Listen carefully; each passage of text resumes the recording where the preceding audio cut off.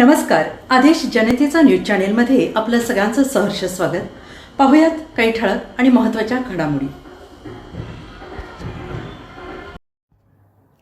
शस्त्र परवाना धारकांवर पोलीस आयुक्तांचा बडगा. 2 जणांचे शस्त्र परवाने रद्द, 58 जणांना नकार.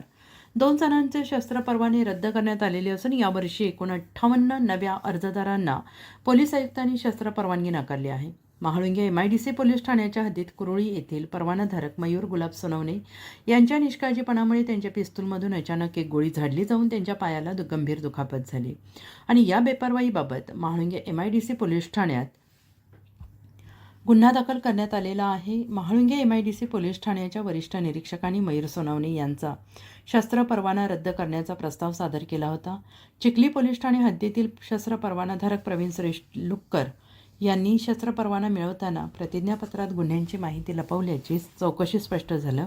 त्यांच्यावर निगडी पोलीस ठाण्यात 3 गुन्हे आणि पुणे सत्र न्यायालयात 1 क्रिमिनल केस न्यायप्रविष्ट आहे. मात्र शस्त्र परवान्यासाठीच्या अर्जात फक्त एकच गुन्हा दाखवल्याचे समोर आले आहे. पोलीस आयुक्त विनयकुमार चौबे यांनी तातडीनं प्राथमिक चौकशीचे आदेश दिले. या दोन्ही परवानाधारकांची कसोटी सिद्ध झाली आहे आणि 1 डिसेंबर 2025 रोजी त्यांचे शस्त्र परवाने रद्द करण्यात आले आहेत. यापूर्वी शस्त्रांचा गैरवापर करणाऱ्या संतोष दत्तात्रय पवार, संतोष पांडुरंग कदम, दिनेश बाबूलाल सिंह, गणपत बाजीराव जगताप या शस्त्र परवानाधारकांचे परवाने यापूर्वी रद्द करण्यात आले.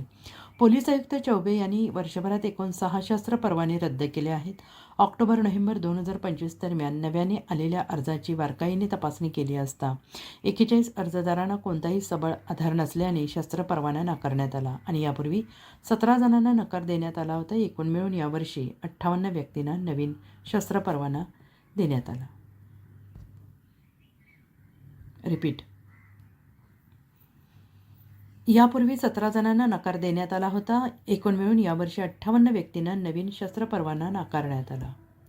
सरकार का आदेश, अदालत का आदेश और साथ ही आदेश जनते का अन्याय, अत्याचार और भ्रष्टाचार के खिलाफ एक बुलंद आवाज. आदेश जनते का अखबार और न्यूज चैनल देखना न भूलें. लाइक, शेयर और सब्सक्राइब करें.